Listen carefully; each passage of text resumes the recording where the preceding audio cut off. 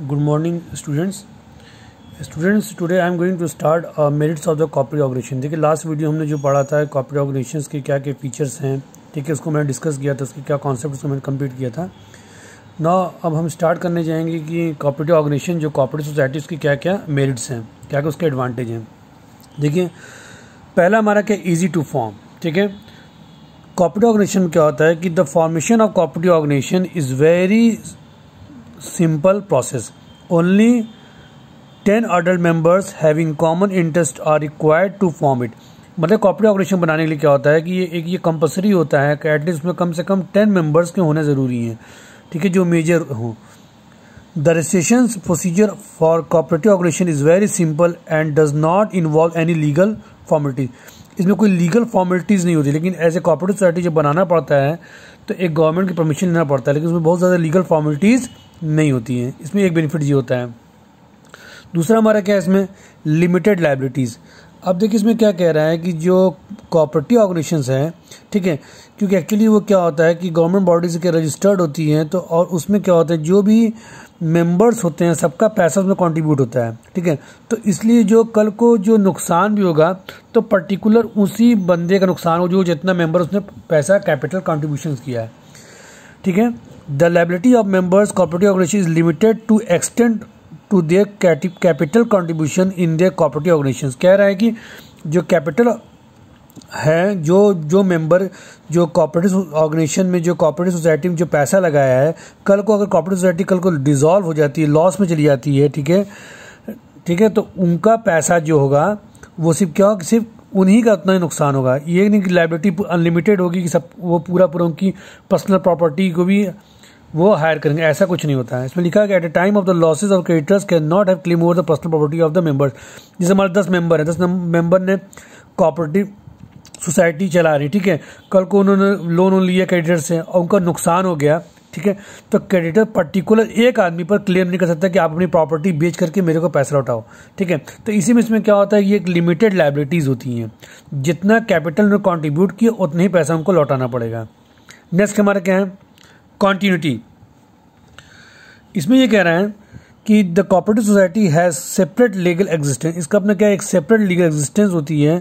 ठीक है, the death insolvency और incapacity of any member does not affect the existence society. मतलब ये कह रहा है कि जो कोऑपरेटिव ऑर्गेनाइजेशन सोसाइटी है इसमें जो इसकी जो लीगल एग्जिस्टेंस है, मतलब कि जो इसकी जो ये एक ऑर्गेनाइजेशन जो बना हुआ अपनी एक लीगल एग्जिस्टेंस होती है कि गवर्नमेंट से ये रजिस्टर्ड होती है. और इसमें अगर इस कोऑपरेटिव सोसाइटी में जो इस कोऑपरेटिव ऑर्गेनाइजेशन में कोई मेंबर्स होता है, ठीक है, अगर उसको डेथ हो जाती है, वो इंसॉल्वेंसी हो जाता है, इनकैपेसिटी होता है कि वो आगे नहीं कर सकता है, सोसाइटी को कर सकता है, तो इसमें क्या है इस सोसाइटी में वो क्या होता है वो कंटिन्यूटी नहीं कर सकता है. The cooperative organisation has stable and continuous life and exist of long period time. मतलब ये कह रहा है कि बंदा अगर एक चला गया तो उसकी सोसाइटी पे असर नहीं पड़ेगा. लिखा है ना कि in member does not affect the existence of society. The cooperative organisation has stable and continuous life and stable for long period time तक ये चल सकता है. ठीक है, नेक्स्ट हमारा क्या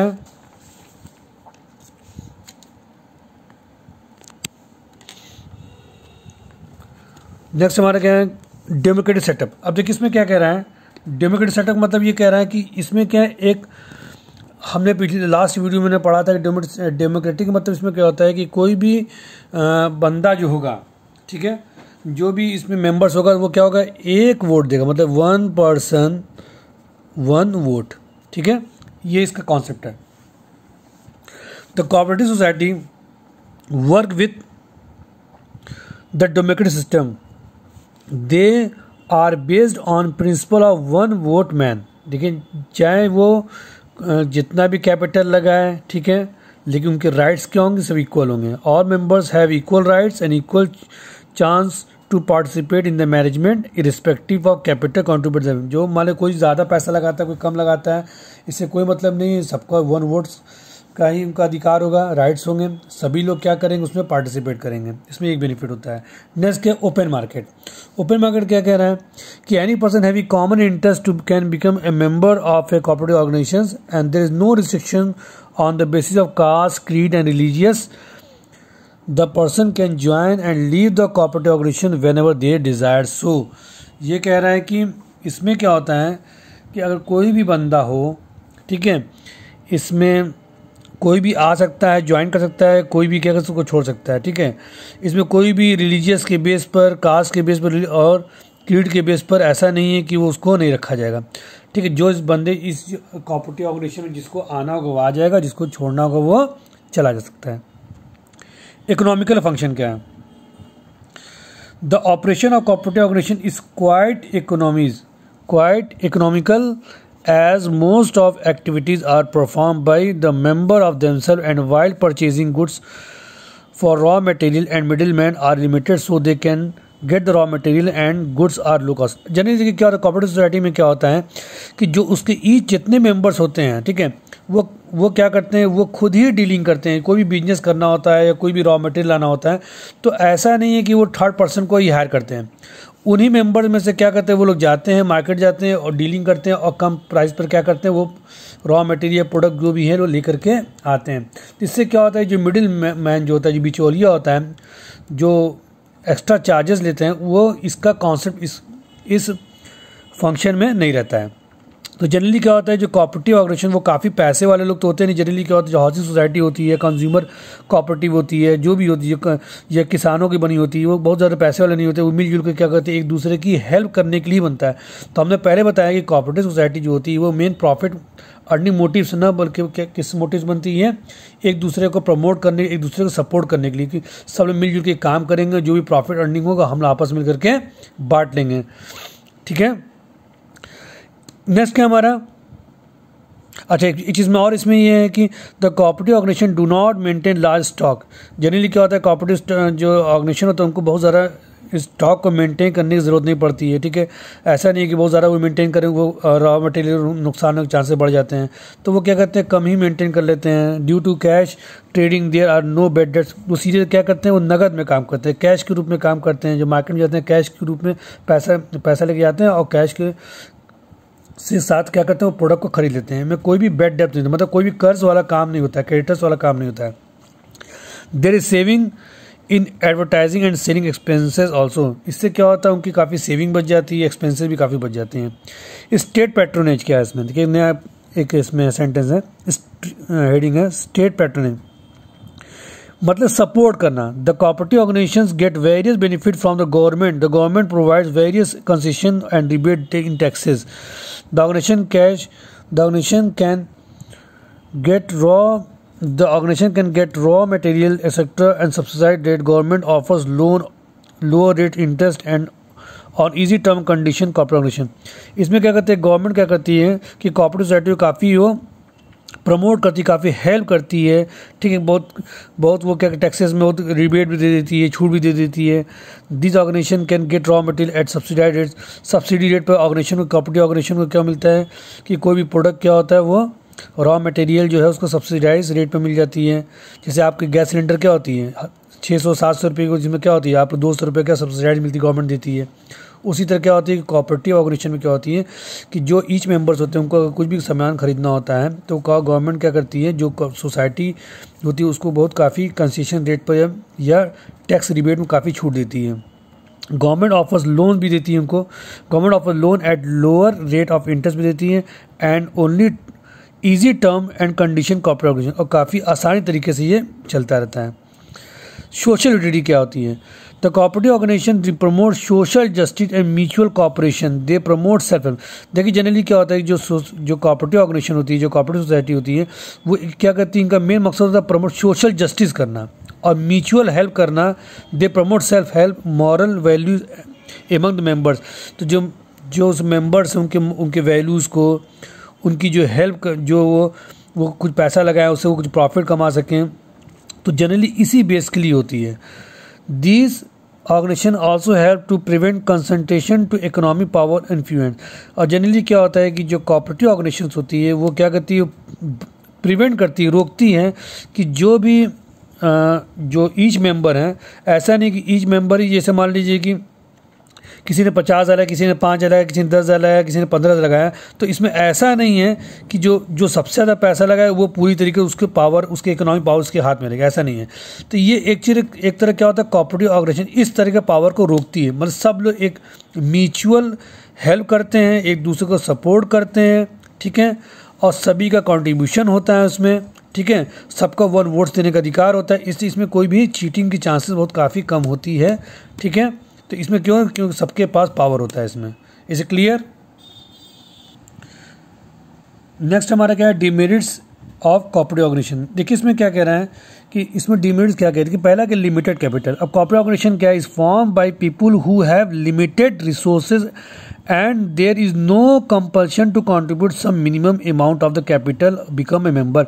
इसमें कोई कंपल्शन नहीं हो कि इतना ही मिनिमम आपको मिनिमम नहीं देना है, ठीक है, इसमें ऐसा कोई कंपल्शन नहीं, कोई ज़्यादा भी दे सकता है, कोई कम दे सकता है।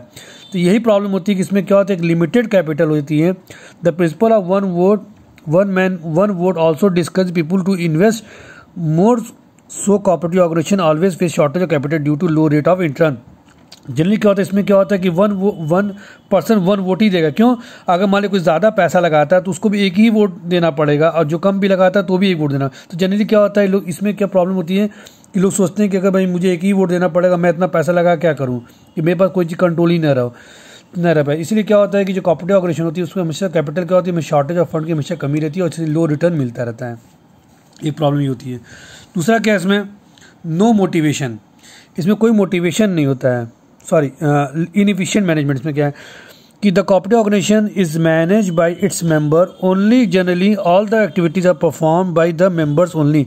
इसमें क्या होता है कि इसमें जो भी इसके अंदर होता है उसी चीज़ को वो कौन परफॉर्म करे, जो उसके जो मेंबर होते हैं, ठीक है। These members are not professional expert, वो काफ़ी प्रोफेशनल एक्सपर्ट नहीं होते हैं। जो भी इसमें जो भी कॉर्पोरेट सोसाइटी जनरली क्या होता है, वो पैसे वाले लोग नहीं होते हैं, जैसे मिलजुल के काम करते हैं, तो इससे बहुत ज़्यादा पढ़े लिखे लोग नहीं होते। एक सोसाइटी बना लेते हैं, जैसे किसान का है क्या, तो बहुत ज़्यादा वो क्या होता है, पढ़े लिखे तो होते नहीं उतने, ठीक है। तो वो लोग क्या करते हैं, वहाँ का जो मैनेजमेंट सिस्टम होता है काफ़ी इफेक्टिव नहीं होता है। दे आर इनएक्सपीरियंस पर्सन होते हैं। The cooperative organisations can afford to pay high salary to professional and qualified people. तो कोऑपरेटिव ऑर्गेनाइजेशन को चलाने के लिए उन पर इतना पैसा नहीं होता है कि किसी प्रोफेशनल को हायर करके वो क्या कर सकें, ज़्यादा पैसे दे सकें। एक प्रॉब्लम ये होती है। नेक्स्ट हमारा नो मोटिवेशन। इसमें क्या कह रहे हैं कि इन कोऑपरेटिव ऑर्गेनाइजेशन क्या कह रहा है, there is no direct link between the efforts and rewards. इसमें कोई भी लिंक नहीं होता है कि हमने कितना मेहनत की और हमें कितना रिवार्ड मिलना चाहिए। Hence member are not inclined to put their best efforts, there is no incentive for the working efficiently. आप कितना मेहनत कर लीजिए, आपको जितना भी आपने उसका डीलिंग की रहेंगी, जितना भी आप डीलिंग किए रहेंगे उस बिजनेस से, आपको उतना ही प्रॉफिट होगा। इसमें ऐसा कोई भी नहीं, आप ज़्यादा मेहनत कर लेंगे तो आपको इंसेंटिव एक्स्ट्रा रिवार्ड मिले। इसमें एक प्रॉब्लम ये होती है। नेक्स्ट क्या हमारा इसमें, कॉन्फ्लिक्टिंग एमंग मेंबर्स। इसमें ये कहा गया है कि जनरली क्या होता है कि quite often disputes among rise among the managing committee members in cooperative organisation. The member are different section of society, they have different of opinion if the members for rigid attitude and can lead the conflict and disputes. Generally selfish motive members start dominating, they forget the service motive. अब देखिए क्या होता है, generally क्या होता है, वो लोग काफ़ी पढ़े लिखे नहीं होते, तो जनरली क्या होता है कि जो उसके मेंबर्स होते हैं वो सबका अपना पैसा लगाते हैं, और उसमें क्या करते हैं, अलग अलग स्टेट्स के, कोई बंगाली होता है, कोई मद्रासी होता है, कोई दिल्ली का होता है, कोई गुजराती होता है। तो मतलब कहने का हर कास्ट को लोग, एक हाउसिंग सोसाइटी एग्जाम्पल ले लिया, हाउसिंग सोसाइटी में क्या होता है कि हर लोग तरीके के लोग रहते हैं, ठीक है। तो सब लोग पैसा लगाया, तो वो क्या कहते हैं कि एक दूसरे पर रिलायबल नहीं पाते हैं कि वो, तो जनरली क्या होता है कि इसमें क्या होता है कि कोई मेंबर ज़्यादा प्रॉफिट के चक्कर में, ज़्यादा अपने बेनिफिट चक्कर में क्या होता है कि एक मेंबर दूसरे मेंबर से क्या जनरली क्या होता है, कॉन्फ्लिक्ट होने लगता है। तो इसमें कॉन्फ्लिक्ट होने के चांसेस भी क्या होते हैं, बढ़ जाते हैं। Excessive government control. इसमें ये कह रहा है कि कोऑपरेटिव ऑर्गेनाइजेशन क्या होता है कि बहुत सी गवर्नमेंट बेनिफिट्स देती है, जनरली क्या होता है कि गवर्नमेंट क्या करती है, उस पर बहुत ज़्यादा रूल रेगुलेशन लगा देती है कंट्रोल करने के लिए। It is essential for cooperative organisations get accounts by auditor से चेक करवाती है of the cooperative department and submit its accounts with a registrar, और उनको रजिस्ट्रार को सबमिट करती है। All the regulation strict flexible and efficiency of the corporate organisation. इससे क्या होता है कि इसमें क्या होता है कि जो भी गवर्नमेंट स्ट्रिक्टली जो तो ऑडिट कराती है, चेकिंग कराती है और रिपोर्ट जो उसके अकाउंट्स को रजिस्ट्रार भेजती है, इससे क्या होता है कि काफ़ी ये एफिशिएंट तरीके से जो कॉर्पोरेट ऑर्गेनाइजेशन चल नहीं पाता। तो ये तमाम चीज़ें इसकी प्रॉब्लम इसमें होती हैं। होप सो स्टूडेंट आपको समझ में आ गया होगा। ठीक है, अब हमारा नेक्स्ट टॉपिक होगा कि टाइप्स ऑफ कॉर्पोरेटिव ऑर्गेनाइजेशन पढ़ेंगे। Thank you.